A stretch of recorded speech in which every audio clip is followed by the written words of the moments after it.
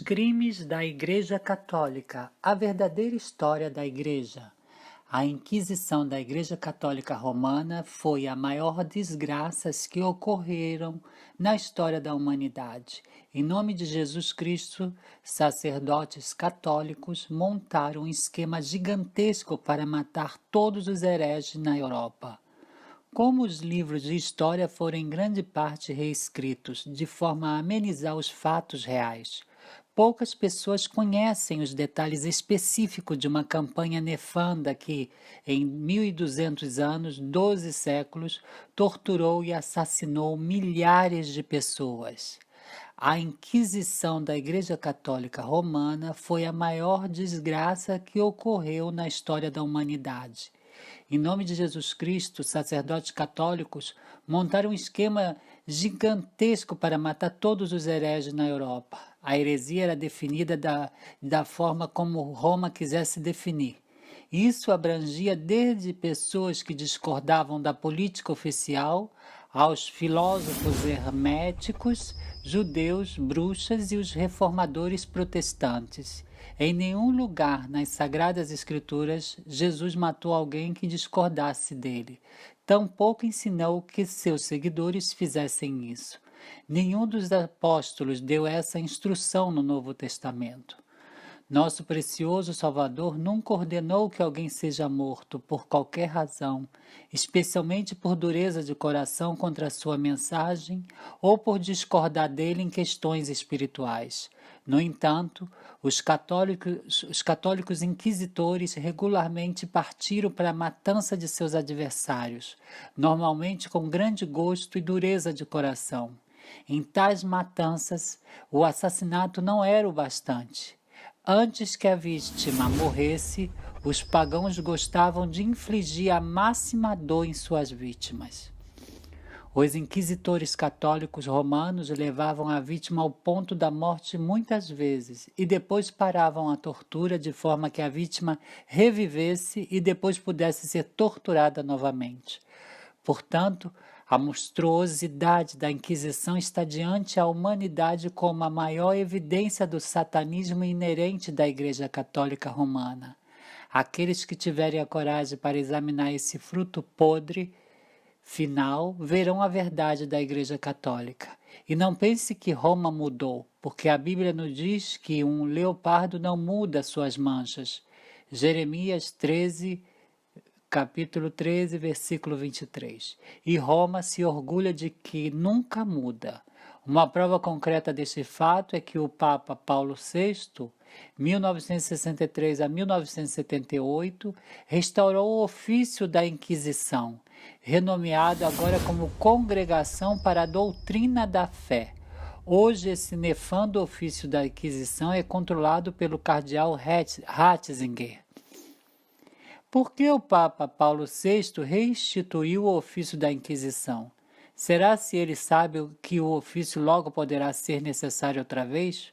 Com todas as profecias sobre o aparecimento do Anticristo ocorrendo quase em conjunto, exatamente como Jesus ratificou, Mateus capítulo 24, versículo 32. O tempo deve ter parecido apropriado para Paulo VI restituir esse ofício sanguinário, pois mesmo apesar de a Inquisição original ter matado milhares em 1200 anos, a profecia bíblica nos diz que o falso profeta matará bilhões de pessoas em 3 anos e meio. Visto que o Papa Católico Romano foi escolhido como futuro falso profeta, faz sentido que o ofício de Inquisição seja reinstalado. Verdade arrojada ou camuflagem de sensibilidade? Lutamos com os detalhes da Inquisição que descobrimos, pois temíamos que, ao escrever de forma a expor completamente a barbaridade e a natureza anticristã da Inquisição Católica Romana, poderíamos escandalizar nossos maravilhosos leitores cristãos. Temíamos que precisaríamos escrever e mostrar gravuras que ofenderiam as sensibilidades cristãs, para expor completamente a terrível e frequentemente pornográfica verdade. Essa era uma ação que não desejávamos tomar. Lendo livros de 50 a 150 anos atrás, vemos autores cristãos lutando com essa mesma questão. eles decidiram sanear a verdade de forma a não ofender a sensibilidade cristã. Portanto, seus livros escondem o horror verdadeiro da Igreja Católica Romana. Nesse fim dos tempos em que o anticristo está aparentemente próximo e que o falso profeta já foi escolhido e é o Papa, e quando as igrejas liberais estão se tornando íntimas da própria besta, que matou um número estimado de até 75 milhões de protestantes, concluímos que chegou o tempo de tirar fora as viseiras de sensibilidade. Citaremos documentos católicos exatamente como eles forem impressos, para que você possa ver a verdadeira face dessa besta que matou entre 75 e 100 milhões de pessoas ao longo de 1.200 anos. 12 séculos. Se você acha que ficará ofendido, não leia o restante desse artigo. Fique seguro de que não exibiremos imoralidade grosseira, pois já filtramos isso. Apresentamos aqui uma extensa exposição sobre a verdadeira face da prática católica romana de adoração ocultista sobre a máscara de cristianismo. No fim deste artigo você verá como é possível que os escândalos sexuais atuais de padres pedófilos puderam ocorrer e ser ocultados pela hierarquia eclesiástica. Você verá quão duro de coração um sacerdote tinha de ser para ameaçar suas paroquianas com a Inquisição se elas se recusassem a fazer sexo com ele. Verdadeiramente, tal sacerdote tinha uma consciência cauterizada por um ferro quente e representava a maioria dos sacerdotes católicos. Esta é a face de Roma. As mulheres penitentes eram ameaçadas com a Inquisição se não fizessem sexo com o sacerdote. Os padres ameaçavam suas penitentes no confessionário que, a menos que fizessem sexo com eles, seriam entregues à Inquisição. Tão efetiva era essa ameaça que um sacerdote agonizando revelou em 1710 que por essas persuasões diabólicas elas estavam ao nosso comando, sem medo de revelar o segredo. Página 36 de Master K. Topoperi, Padre de Vence. Visto que tão poucas pessoas hoje estudaram até mesmo o rudimento de história, a maioria não sabe que a Inquisição foi real e verdadeira. A maioria das pessoas hoje não tem nenhuma ideia do barbarismo flagrante e da tortura infligida sobre os infelizes habitantes da Europa durante 1.200 anos. A maioria das pessoas não tem nenhuma ideia sobre como a população inteira foi consumida pelo medo, pois batidas na porta de alguém no meio da noite significavam o começo imediato de uma morte torturante nas mãos dos inquisidores. A acusação era equivalente à culpa. Portanto, se um sacerdote ameaçasse uma mulher dizendo que ele iria mentir sobre ela aos oficiais da Santa Inquisição, ela sabia o tipo de tortura e morte que a esperava. O sacerdote poderia provavelmente delatar a mulher aos inquisidores como bruxa, como você verá em instante. Os inquisidores tratavam as mulheres acusadas de bruxaria com especial deleite, júbilo e atenção. Neste tratado, tentamos andar em uma linha fina entre a modéstia cristã e o desejo ardente de que você conheça toda a verdade com relação à Inquisição, visto que muitas das vítimas eram deixadas nuas e torturadas publicamente, ou deixadas nuas e estupradas privadamente. Tivemos de omitir muitas gravuras que retratavam nudez. Entretanto, incluímos um par de gravuras que, ainda que retratem a nudez da vítima, fazem isso de forma a não mostrar as partes sexuais do corpo. Esperamos que sua sensibilidade não fique ofendida. Se você achar que ela possa estar sendo ofendida, pare a leitura agora. As gravuras contam a história da Inquisição. Muitas das vítimas eram simplesmente queimadas na estaca, como você pode ver aqui. Normalmente essas execuções na fogueira eram realizadas em público, para que a população visse o que acontecia com aqueles que enfrentavam Roma. Entretanto, Na maioria das vezes, as pessoas que eram queimadas em público primeiro eram torturadas privadamente. Em toda a Europa, os reis e seus súditos sabiam que os torturadores do Papa eram absolutamente os melhores. Eles podiam forçar confissões por meio de técnicas de torturas hábeis, e os reis sabiam que podiam contar com eles, caso seus homens não pudessem extrair as confissões. Veja, as confissões proviam a fina fachada de responsabilidade. O rei poderia mostrar a confissão de uma vítima ao público para convencê-lo que a tortura e a morte eram justificadas. Um historiador secular, John Robinson, nos dá uma rápida e singular visão neste mundo papal tenebroso da tortura e do assassinato no ano de 1310, escrevendo em seu livro Born in Blood, The Lost Secrets of Masonry, Nascida em Sangue, Os Segredos Perdidos da Maçonaria. Robinson revela: 2 anos se passaram e os templários interrogados sem tortura não confessaram nada, constantemente reafirmando sua inocência. Em resposta a uma exigência papal que a tortura fosse empregada, o rei Eduardo replicou que ela nunca tinha desempenhado um papel da jurisprudência eclesiástica ou secular na Inglaterra, de modo que ele não tinha no reino nem mesmo pessoas qualificadas que soubessem como realizá-la. Exasperado, o Papa Clemente V escreveu, advertindo Eduardo que ele devia considerar o destino de sua própria alma ao mofar dessa maneira das ordens diretas do Vigário de Cristo na terra, e dizendo que ele iria tentar somente mais uma vez, dando ao rei o benefício da dúvida. O Papa estava despachando 10 torturadores hábeis à Inglaterra, sobre a responsabilidade de 2 experimentados dominicanos. Agora Eduardo não teria mais desculpas. Diz alguma coisa da resolução do Papa que ele separou tempo do seu ofício sagrado na véspera do Natal, de 1310, para lidar com o problema dos prisioneiros templários.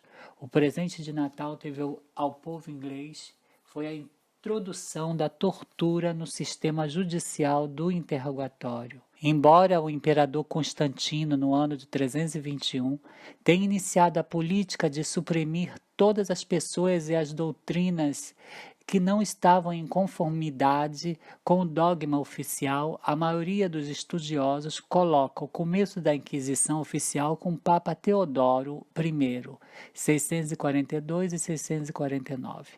Que iniciou a prática de mergulhar sua pena dentro de vinho consagrado antes de assinar a sentença de morte dos hereges.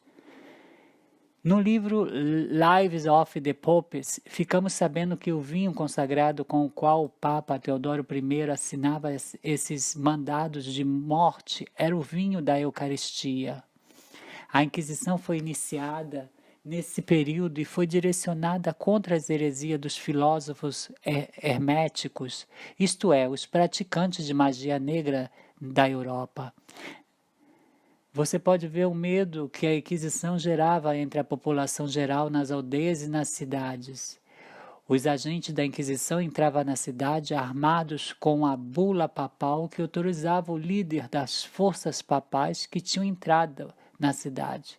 O representante principal do Vaticano caminhava até a praça central da cidade e, cercado por soldados fortemente armados, lia a declaração papal. Uma vez que a declaração tinha sido lida, os soldados começavam a prender os hereges, definidos como aqueles que discordavam da Igreja de Roma.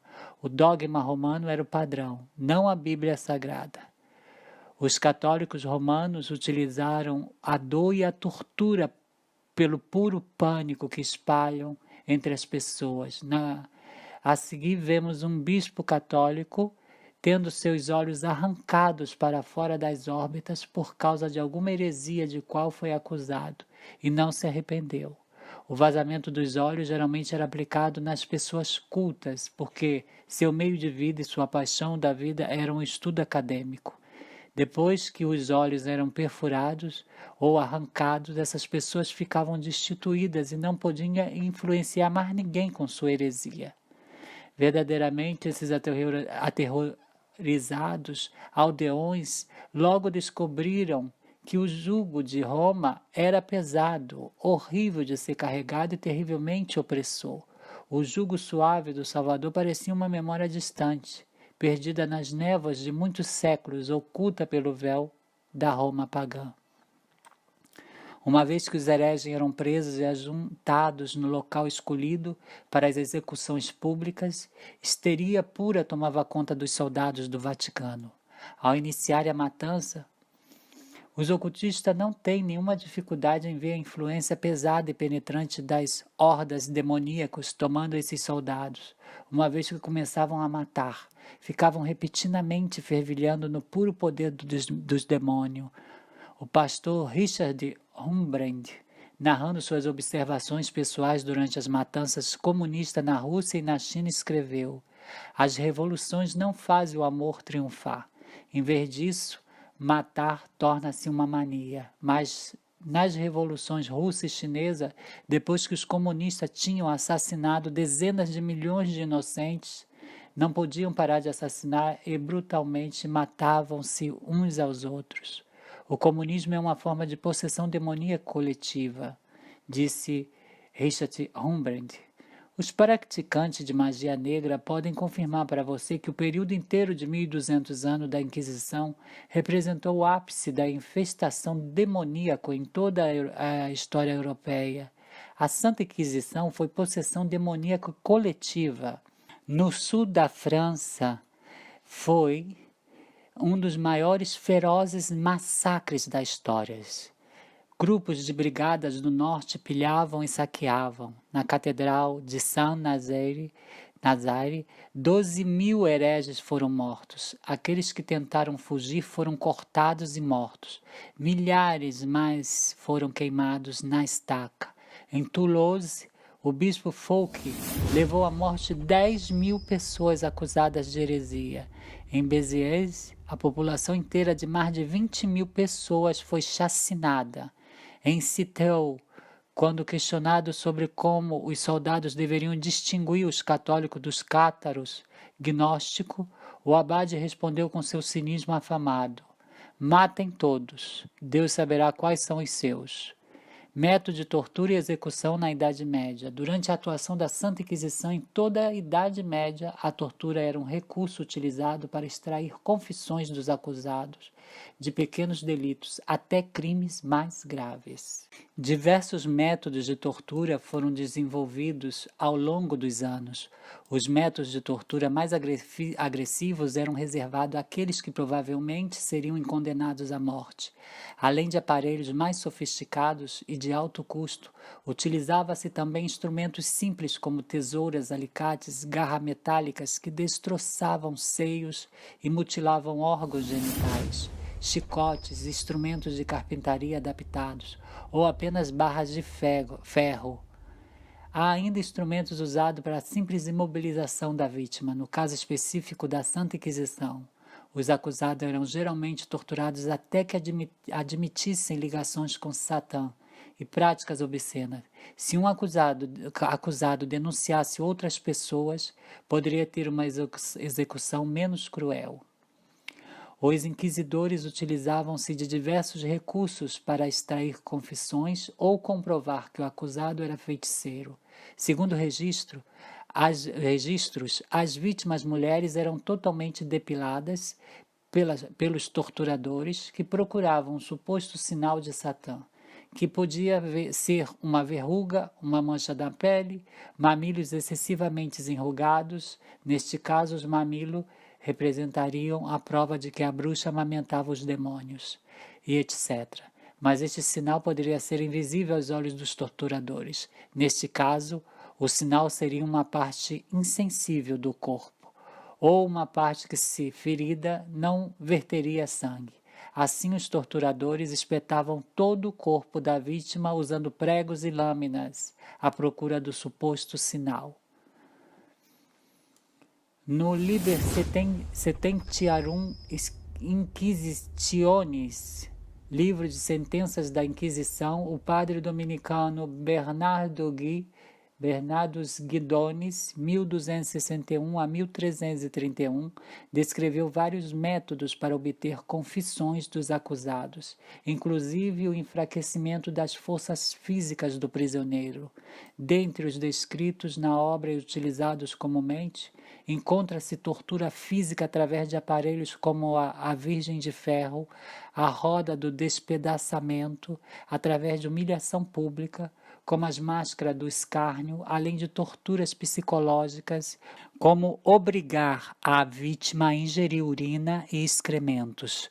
De uma forma geral, as execuções eram realizadas em praças públicas e tornava-se um evento onde nobres e plebeus deliciavam-se com a súplica das torturas e, consequentemente, a execução das vítimas. Atualmente há dispostos em diversos museus do mundo ferramentas e aparelhos utilizados para a tortura.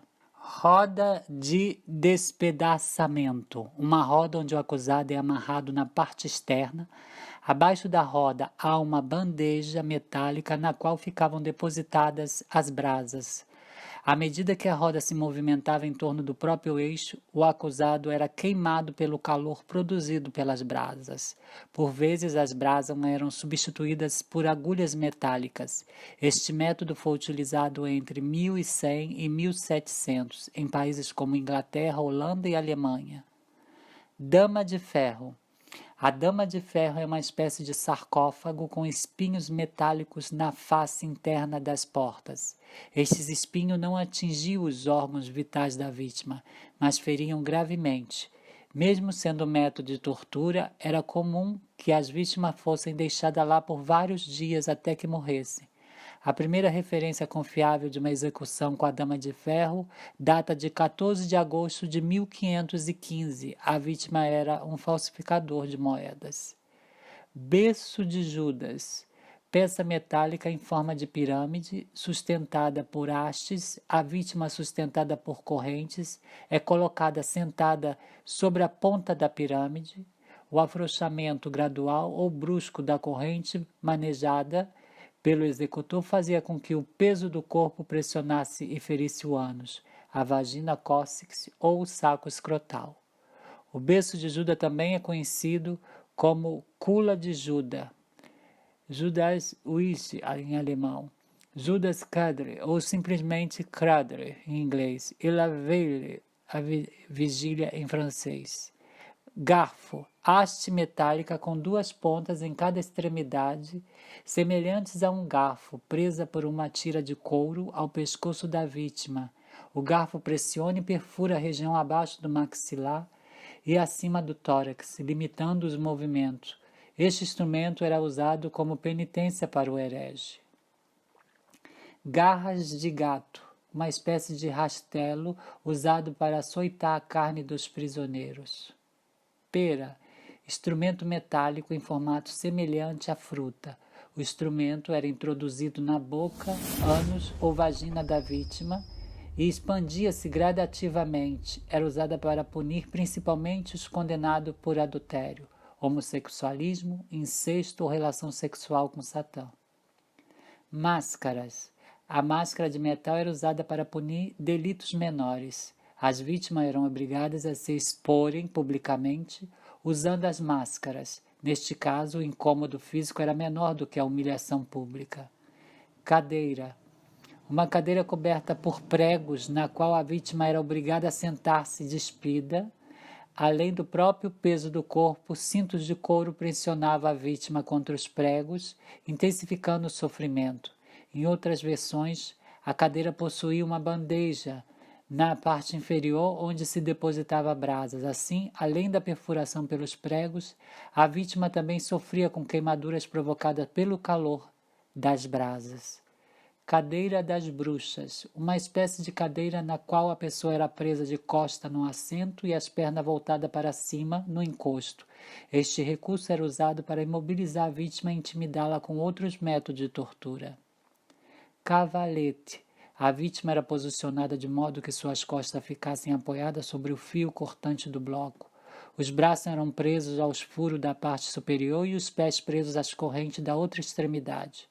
O peso do corpo pressionava as costas do condenado sobre o fio cortante. Dessa forma, o executor, através de um funil ou chifre oco introduzido na boca da vítima, obrigava a ingerir água. O executor tapava o nariz da vítima, impedindo o fluxo de ar e provocando sufocamento. Ainda há registros de que o executor golpeava o abdômen da vítima, danificando os órgãos internos da vítima. Esmaga a cabeça. Como um capacete, a parte superior deste mecanismo pressiona através de uma rosca girada pelo executor a cabeça da vítima de encontro a uma base na qual encaixa-se o maxilar. Apesar de ser um instrumento de tortura, há registro de vítimas fatais que tiveram os crânios literalmente esmagados por este processo. Neste caso, o maxilar, por ser menos resistente, é destruído primeiro. Logo após, o crânio rompe-se, deixando fluir a massa cerebral. Quebrador de joelhos, aparelho simples composto por placas paralelas de madeira unidas por duas roscas. À medida que as roscas eram apertadas pelo executor, as placas, que podiam conter pequenos cones metálicos pontiagudos, pressionavam os joelhos progressivamente até esmagar a carne, músculos e ossos. Esse tipo de tortura era usualmente feito por sessões. Após algumas horas, a vítima, já com os joelhos bastante debilitados, era submetida a novas sessões. Mesa de evisceração. O condenado era preso sobre a mesa de modo que mãos e pés ficassem imobilizados. O carrasco manualmente produzia um corte sobre o abdômen da vítima. Através desta incisão era inserido um pequeno gancho, preso a uma corrente no eixo. O gancho, como um anzol, extraía aos poucos os órgãos internos da vítima à medida que o carrasco girava o eixo.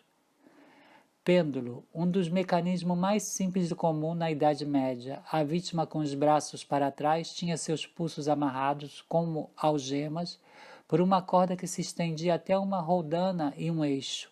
A corda puxada violentamente pelo torturador através deste eixo deslocava os ombros e provocava diversos ferimentos nas costas e braços do condenado.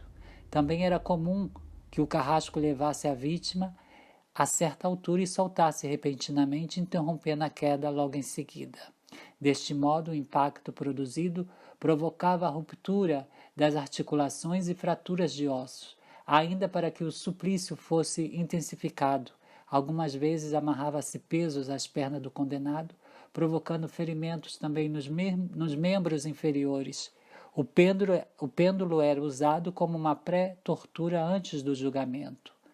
Potro, uma espécie de mesa com orifícios laterais. A vítima era deitada sobre a mesa e seus membros, parte mais resistente das pernas e braços, como panturrilha e antebraço, presos por cordas através dos orifícios. As cordas eram giradas como manivela, produzindo um efeito como um torniquete, pressionando progressivamente os membros do condenado.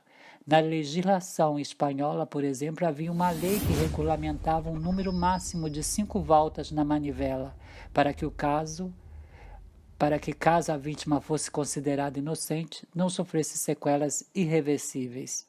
Mesmo assim, era comum que os carrascos, incitados pelos interrogadores, excedessem muito esse limite e a vítima tivesse a carne e os ossos esmagados. Métodos de execução. Guilhotina, inventada por Ignace Guillotine. A guilhotina é um dos mecanismos mais conhecidos e usados para execuções. A lâmina, presa por uma corda e apoiada entre dois troncos verticais, descia violentamente, decapitando o condenado. O serrote. Usada principalmente para punir homossexuais, o serrote era uma das formas mais cruéis de execução. 2 executores, cada um em uma extremidade do serrote, literalmente partiam ao meio o condenado, que, preso pelos pés, com as pernas entreabertas e de cabeça para baixo, não tinha a menor possibilidade de reação, devido à posição invertida que garantia a oxigenação do cérebro e continha o sangramento. Era comum que a vítima perdesse a consciência apenas quando a lâmina atingia a altura do umbigo. Espada, machado e cepo. As decapitações era a forma mais comum de execução medieval. A decapitação pela espada por exigir uma técnica apurada do executor e ser mais suave que outros métodos. Era geralmente reservada aos nobres. O executor, que apurava sua técnica em animais e espantalhos, ceifava a cabeça da vítima num único golpe horizontal atingindo o pescoço do condenado. O machado era usado apenas em conjunto com o cepo. A vítima era posta ajoelhada, com a coluna curvada para a frente e a cabeça apoiada no cepo. O executor, num único golpe de machado, atingiu o pescoço da vítima, decepando-a. Garrote. Um tronco de madeira com uma tira de couro e um assento. A vítima era posicionada sentada na tábua horizontal de modo que sua coluna fique ereta em contato com o tronco. A tira de couro ficava na altura do pescoço e, à medida que era torcida pelo carrasco, asfixiava a vítima. Há ainda uma variação na qual, preso ao tronco na altura da nuca da vítima, encontrava-se uma punção de ferro. Esta punção perfurava as vértebras da vítima à medida que a faixa de couro era apertada. O condenado podia falecer tanto pela perfuração produzida pela punção quanto pela asfixia. Gaiolas suspensas. Eram gaiolas pouco maiores que a própria vítima. Nela o condenado, nu ou seminu, era confinado e a gaiola suspensa em postes de via públicas. O condenado passava dias naquela condição e morria de inanição ou frio em tempos de inverno. O cadáver ficava exposto até que se desintegrasse. Submersão. A submersão podia ser usada como uma técnica de interrogatório, tortura ou execução. Neste método, a vítima é amarrada pelos braços e suspensa por uma roldana sobre um caldeirão que continha água ou óleo fervente.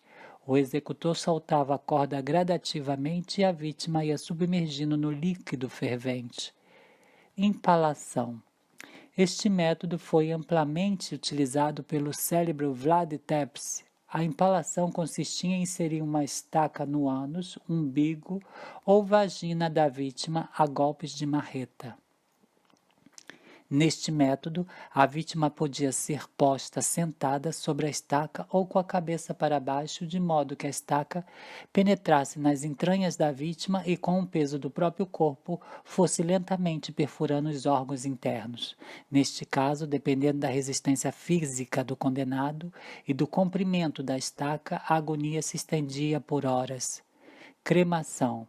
Este é um dos métodos de execução mais conhecidos e utilizados durante a Inquisição. Os condenados por bruxaria ou afronta à Igreja Católica eram amarrados em um tronco e queimados vivos, para garantir que morresse queimada e não asfixiada pela fumaça. A vítima era vestida com uma camisola embebida em enxofre. Estiramento. A vítima era posicionada na mesa horizontal e seus membros presos às correntes que se fixavam no eixo. À medida que o eixo era girado, a corrente esticava os membros, os ossos e músculos do condenado. Desprendiam-se. Muitas vezes a vítima agonizava por várias horas antes de morrer. Não esqueça de deixar o seu comentário, deixar o seu joinha, se inscrever no canal, compartilhar esse vídeo com seus amigos e acionar o sininho para receber as notificações de vídeos novos. Obrigada.